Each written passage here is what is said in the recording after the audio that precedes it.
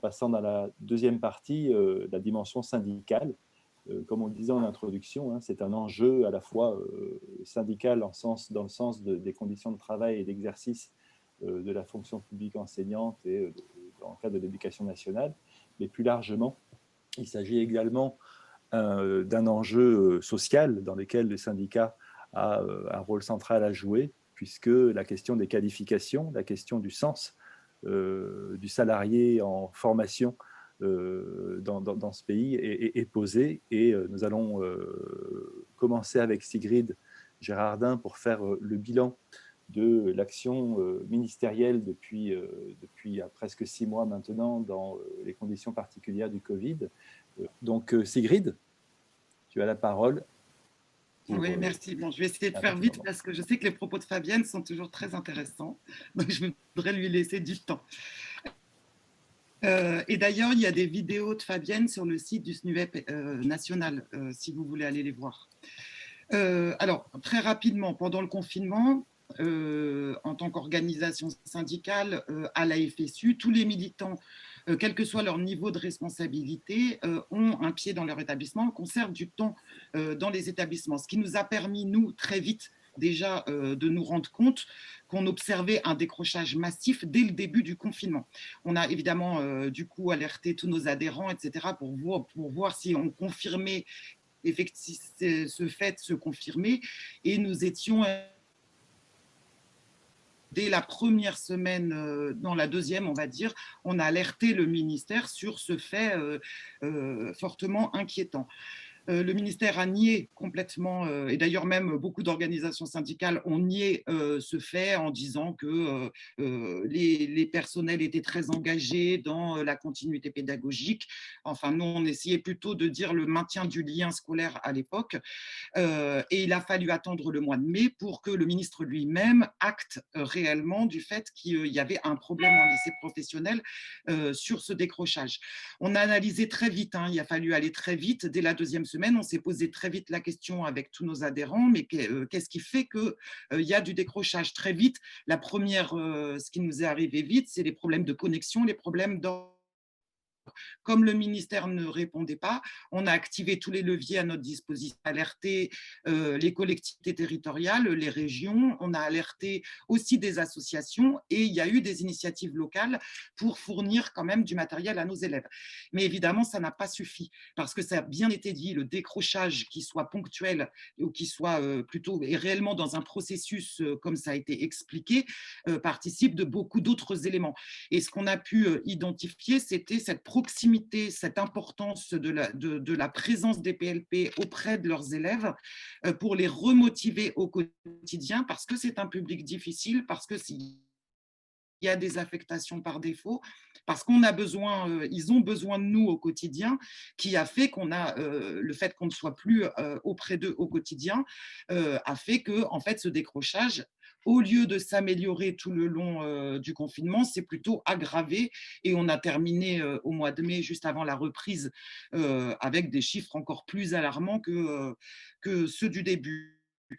Nous, alors on n'a pas d'enquête hyper exhaustive et sérieuse comme des chercheurs, mais c'est sûr qu'on est à plus de 50%, toutes filières confondues, avec des filières dans la production, des filières de maintenance, des filières du bâtiment, à plus de 80-90% d'élèves qu'on n'a pas du tout, avec qui on n'a pas maintenu du tout de lien scolaire. Évidemment, il y a cette histoire aussi de manipulation de l'outil informatique qui est à questionner. Alors, ce qu'on a fait quand même, après, en juin, très peu d'élèves de lycée pro sont retournés en classe, hein, le ministre annonce 30%, nous, les chiffres sont bien en dessous de ce qu'il a annoncé. Et évidemment, on a essayé de réfléchir aussi syndicalement comment faire pour récupérer tous ces décrocheurs, parce que notre grosse inquiétude était qu'ils ne reviennent pas à la rentrée. Donc, on a fait des propositions dans les services du au comité de suivi de la voie pro aussi, et notamment de renforcer les équipes MLDS et de renforcer aussi les moyens en nombre et les moyens financiers pour ces équipes, parce qu'on se doutait qu'il allait avoir un gros travail pour les récupérer et les remobiliser sur une formation qualifiante et diplômante, parce qu'on sait aussi, d'après toutes les études, et le CEREC le dit aussi, hein, le diplôme est un rempart, est un des 2 remparts les plus importants pour pallier les risques de chômage dans les parcours professionnels. On a fait des propositions, on avait un autre objectif, pardon, c'est aussi comment on va prévenir le décrochage à venir, puisqu'on sait aussi qu'un des facteurs de risque est des résultats scolaires trop fragiles pouvaient faire qu'on pouvait risquer d'avoir un décrochage plus important dans cette année qu'on est en train de vivre. Et pour ça, on a fait une proposition très concrète, puisqu'on nous parle toujours de moyens, qu'il n'y a pas d'argent pour l'éducation nationale, etc. Et il n'y en a pas pour la voie pro. On a fait une proposition très concrète.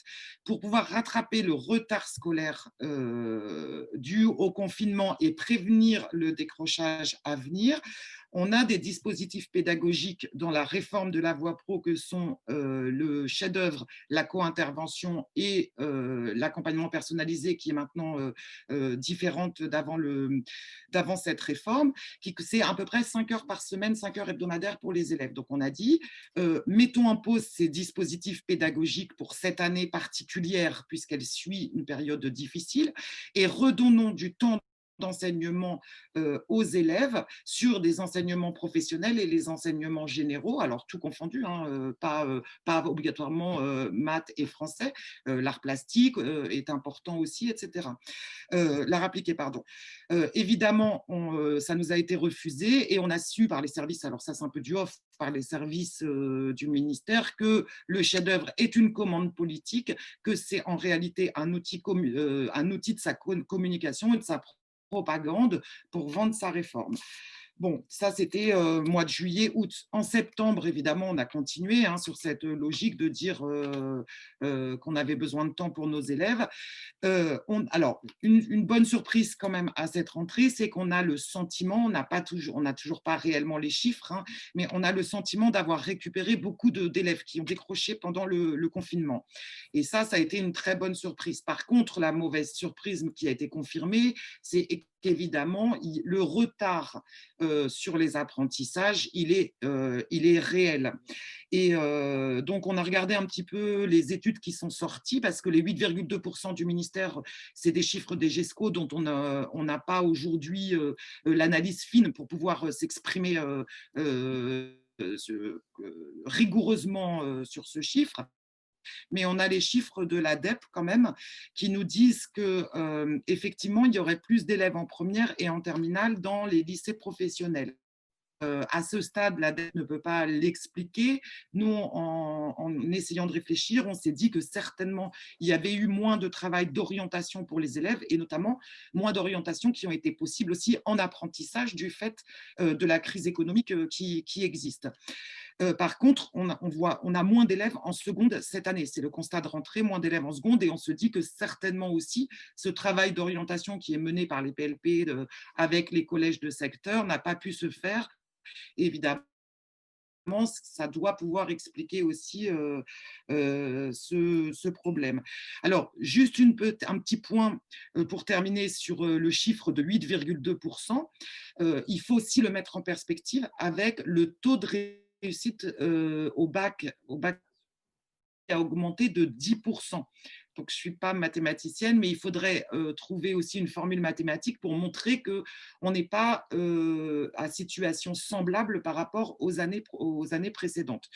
Mais un petit mot aussi sur le plan jeunesse. Le ministre nous a dit et a beaucoup communiqué cet été puis en septembre sur le plan jeunesse en disant que pour les décrocheurs, il y aurait des choses dans le plan jeunesse. Ce plan jeunesse est sorti, donc je crois que c'est au mois d'août. En réalité, ce plan jeunesse, il est essentiellement tourné vers les entreprises avec des politiques de défiscalisation s'ils prennent des jeunes apprentis, s'ils des jeunes sans qualification, etc. Mais une grande absente de ce plan jeunesse, malheureusement, c'est l'éducation nationale. C'est-à-dire que c'est le ministre de l'Éducation nationale qui présente avec la ministre du Travail ce plan. Or, on est quasi exclu. Il y a un passage dans ce plan jeunesse qui concerne les décrocheurs de l'éducation nationale. Il est quantifié pour les 30 à 40 000 décrocheurs de l'éducation nationale. Il est prévu une formation de 3 ou 4 mois en AFPA, alors déjà même pas chez nous, en AFPA, 3 ou 4 mois pour les remobiliser sur des comportements, sur ce qu'ils appellent les compétences sociales, c'est-à-dire du savoir-être, les comportements sociaux, les compétences sociales.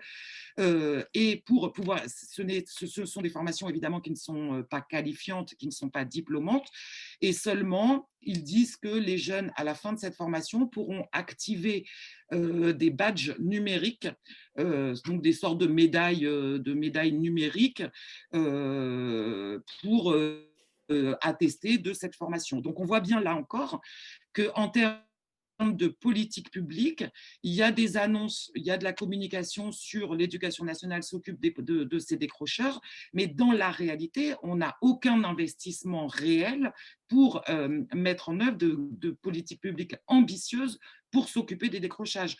Et je crois que au niveau MLDS, c'est vraiment c'est assez manifeste.